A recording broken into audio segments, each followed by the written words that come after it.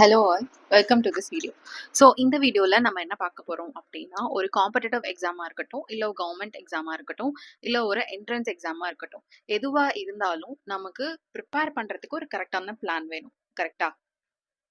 ஒவ்வொரு வருஷமும் ஸ்டார்ட் ஆகும்போது அது 25 இருக்கட்டும், இல்லை 26 இருக்கட்டும், இல்லை அப்கமிங் இயர் 27 இருக்கட்டும், எந்த இயர் ஸ்டார்ட் பண்ணும்போதும் உங்களுக்கு கவர்மெண்ட் எக்ஸாம்ஸ் என்னென்ன எக்ஸாம்ஸ் வருது அப்படிங்கிறத ஒரு ஆனுவல் பிளானராக ரிலீஸ் பண்ணிடுவாங்க.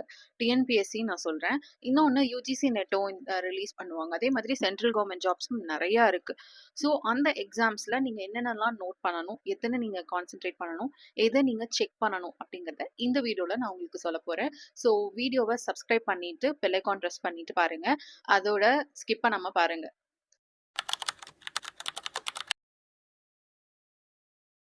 ஸோ ஒரு நோட்டிஃபிகேஷன், ஒரு கவர்மெண்ட் நோட்டிஃபிகேஷன் ரிலீஸ் ஆனதுக்கு அப்புறமேட்டு நீங்கள் செக் பண்ண வேண்டிய முதல் விஷயம் எலிஜிபிலிட்டி கிரைட்டீரியா தான். ஏன் அப்படி சொல்கிறேன் அப்படின்னா, அதில் வந்து 3 விஷயம் நீங்கள் முக்கியமாக நோட் பண்ணணும். ஒன்று எஜுகேஷன், ஏஜ், தென் கேட்டகரி. இந்த 3 விஷயத்த நீங்க கண்டிப்பா நோட் பண்ணணும். ஃபர்ஸ்ட் வந்து எஜுகேஷன். இந்த எஜுகேஷன் வந்துட்டு ப்ரீவியஸ் இயர் நீங்க எக்ஸாம் எழுதியிருக்கலாம். ஆனா அதுல வந்துட்டு பாத்தீங்க அப்படின்னா வேற குவாலிஃபிகேஷன் இருந்திருக்கலாம். ஸோ இப்போ எனி டிகிரின்னு குடுத்திருந்திருக்கலாம். கரண்ட் இயர்ல ஸ்பெசிஃபிக்கா ஏதோ ஒரு டிகிரிய குடுத்து அவங்க இதுதான் நீங்க இதுதான் குவாலிஃபைட் அப்படின்னு குடுத்திருந்திருக்கலாம். ஸோ அது வந்துட்டு எப்பவுமே ஃபர்ஸ்ட் வந்து செக் பண்ணிக்கோங்க. செக் பண்ணிட்டு நீங்க அப்ளை பண்ணுங்க. 2வது விஷயம் ஏஜ். ஏஜும் அதேதான். ஒருவேளை ஏஜ் டிக்ரீஸும் ஆயிருக்கலாம், இல்ல இன்க்ரீஸும் ஆயிருக்கலாம். அதையும் செக் பண்ணிக்கோங்க. 3 வந்துட்டு கேட்டகரி. உங்களுடைய கேட்டகரியில நான் கம்யூனிட்டி சொல்றேன். கம்யூனிட்டில என்ன ரிசர்வேஷன் இருக்கு, எவ்வளோ போஸ்ட் வந்து அலாட் பண்ணியிருக்காங்க அப்படிங்கிறத ரேண்டமா செக் பண்ணிட்டு அதுக்கப்புறமா அப்ளை பண்ணுங்க. அது ரொம்பவும் உங்களுக்கு யூஸ்ஃபுல்லா இருக்கும்.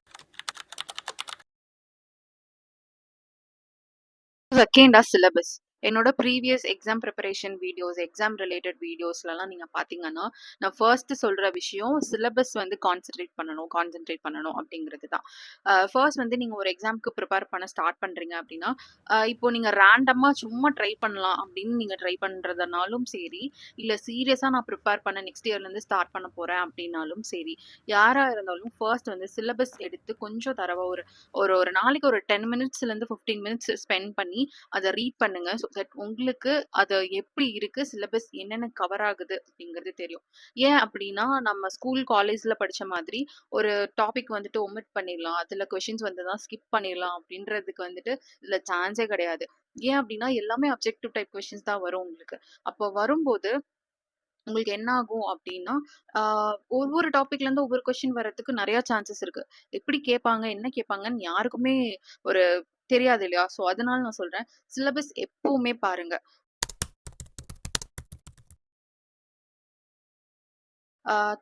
கடைசியான ஒரு விஷயம் என்ன அப்படின்னா, எக்ஸாமினேஷன் பேட்டர்ன். ஸோ எப்படி கேட்பாங்க, எவ்வளோ மார்க்ஸ்க்கு கேட்பாங்க, எவ்வளோ கொஷின்ஸ் வரும், மேபி செக் பண்ணி பாருங்க. ப்ரீவியஸ் இயர் கொஷின் பேப்பர்லாம் போட்டு நீங்க செக் பண்ணி பார்க்கலாம். எந்த டாபிக்ல இருந்து எவ்வளோ கொஷின்ஸ் வந்திருக்கு அப்படிங்கிறதையும் நீங்க ரேண்டமா செக் பண்ணி பாருங்க. தென் வந்துட்டு நெகட்டிவ் மார்க்கிங் இருக்கா அப்படிங்கிறது ஆப்வியஸா உங்களுக்கு தெரிஞ்சிருக்கணும். அதையும் நீங்க செக் பண்ணி பார்த்துக்கோங்க. ஒரு எக்ஸாம்க்கு ப்ரிப்பேர் பண்ணும்போது அந்த ப்ரிப்பரேஷன் ரொம்ப எஃபெக்டிவா இருக்கணும் அப்படின்னா ஒரு சில விஷயத்த நம்ம கண்டிப்பா பண்ணியே ஆகணும். ஸோ அந்த மாதிரி விஷயங்கள் தான் ஒரு 4 விஷயங்கள் இருக்கு. அதை சீக்கிரமா நம்ம பார்த்து முடிச்சிடலாம். அதுல ஃபர்ஸ்டா நம்ம பார்க்க போறது ப்ரோ ஆக்டிவ் ப்ரிப்பரேஷன். அதாவது ஒரு ப்ரிப்பரேஷன் நீங்க ஸ்டார்ட் பண்றீங்கன்னா அதை ஏர்லியரா ஸ்டார்ட் பண்றது. கண்டிப்பா நான் அந்த எக்ஸாம்ல பாஸ் பண்ணியே ஆவேன், எனக்கு கண்டிப்பா இதுல வந்துட்டு நான் கிராக் பண்ணுவேன் இந்த எக்ஸாம் அப்படின்னு உங்களுக்கு ஒரு ஐடியா, ஒரு ஸ்டப்பானா இருக்கீங்க அப்படின்னா அதை இம்மீடியட்டா அந்த விஷயத்த நீங்க ஸ்டார்ட் பண்ணியே ஆகணும். ஹோல் சிலபஸையும் நீங்க கவர் ஆகுற மாதிரி பண்ணணும். இப்போ நோட்டிஃபிகேஷன் ரிலீஸ் ஆகட்டும், அதுக்கப்புறம் நான் ப்ரிப்பேர் பண்ண ஸ்டார்ட் பண்ணிக்கிறேன், அந்த மாதிரி ஐடியால இருந்தீங்க அப்படின்னா உங்களுக்கு வந்து கிராக் பண்றது கஷ்டமா இருக்கும். ஏன் அப்படின்னா அந்த 2 to 4 months கேப் தான் இருக்கும் மேக்ஸிமம் நோட்டிஃபிகேஷன் ரிலீஸ் ஆனதுல இருந்து. ஸோ அந்த டைம்ல நீங்க ப்ரிப்பேர் பண்றது அப்படிங்கிறது கொஞ்சம் சிரமம் தானே. அதனால இயர்லியரா ஸ்டார்ட் பண்ணிட்டீங்க அப்படின்னா செம்ம ஈஸி நீங்க அதை ப்ரிப்பேர் பண்ணி முடிக்கிறது. 2வது விஷயம் ரிசோர்ஸ் அலோகேஷன்.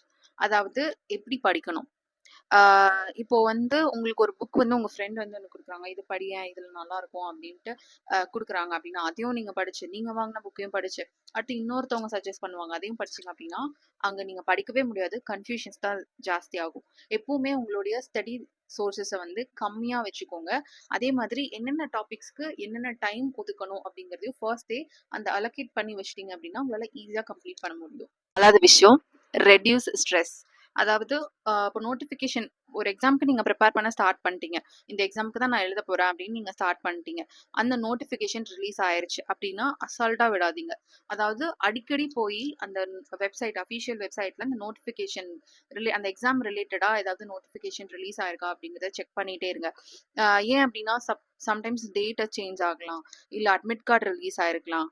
இல்ல வேற ஏதாவது ப்ராப்ளம் அப்படின்னா ஏதாவது நியூவா நோட்டீஸ் அவங்க வெளியிட்டிருக்கலாம். ஸோ இந்த மாதிரி நெறையா விஷயம் இருக்கும். ஸோ எல்லாத்தையுமே நீங்க அடிக்கடி அப்டேட் பண்றதுக்காண்டி அந்த அஃபிஷியல் வெப்சைட்ட செக் பண்ணிட்டே இருங்க. ஸோ இதுதான் கடைசி விஷயம். ரொம்ப முக்கியமான விஷயம். Informed decision making. ஏன் வந்து இந்த ஒரு டாபிக் கடைசியா வருது அப்படின்னா, ஒரு எக்ஸாம நீங்க எழுதுறதுக்கு முன்னாடி அந்த எக்ஸாம் மூலமா உங்களுக்கு ஒரு கெரியர் குரோத் இருக்குமா? அப்புறம் வந்து உங்களோட வீக்னஸ் என்ன? நீங்க கோல் நிஜமாவே அச்சீவ் பண்றீங்களா? உங்க ஸ்ட்ரென்த் என்ன? அப்படிங்கிறத கண்டிப்பா நீங்க அனலைஸ் பண்ணிட்டு தான் ஒரு எக்ஸாம கண்டிப்பா நீங்க எழுதணும். ஆ அதாவது எப்படின்னா, இது என்னால முடியுமா? முடியாதா? அப்படிங்கிற ஒரு யோசனைன்னு வச்சுக்கோங்களேன். அத யோசிச்சு அத ப்ரிப்பேர் பண்ண ஸ்டார்ட் பண்ணுங்க. ரேண்டமா ஒரு மோட்டிவேஷனுக்குள்ள நீங்க போகவே போகாதீங்க. யாரோ சொல்றாங்கன்னும் நீங்க எக்ஸாம் எழுதாதீங்க. உங்களுக்கு எதுல இன்ட்ரெஸ்ட் இருக்கோ அத நீங்க பண்ணுங்க. அதுதான் இந்த இன்ஃபார்ம்ட் டெசிஷன் மேக்கிங் அப்படிங்கிறது. ஸோ கடைசியா என்னோட சஜஷன்ஸ் என்ன அப்படின்னா, ப்ராப்பரா சிலபஸ் ஃபுல்லா கவர் பண்ணி படிங்க. அதாவது சிலபஸ் மட்டும் படிங்கன்னு நான் சொல்லல. சிலபஸ் படிச்சுட்டு, தென் அதிகமா previous year question papers solve பண்ண ட்ரை பண்ணுங்க. தென் மார்க் டெஸ்ட் அதிகமா எடுத்துக்கோங்க. ஈஸியா கிராக் பண்ணிடலாம். ஸோ இந்த மாதிரி நெறைய வீடியோக்கு சப்ஸ்கிரைப் பண்ணுங்க. உங்க ஃப்ரெண்ட்ஸ்க்கும் இந்த வீடியோ ஷேர் பண்ணுங்க. தேங்க்ஸ் ஃபார் வாட்சிங்.